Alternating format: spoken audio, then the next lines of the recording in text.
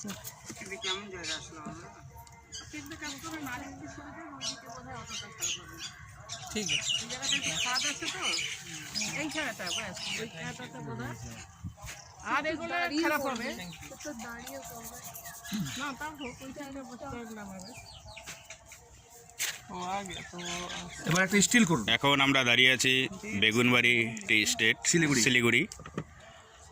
BM fine আর্টসের উদ্যোগে একটি ওয়ার্কশপ এবং বস্ত্র বিতরণী উৎসব এর কার্যক্রম চলছে। তার সাথে দুর্গাওন ক্যানভাস আর্ট ওয়ার্কশপ।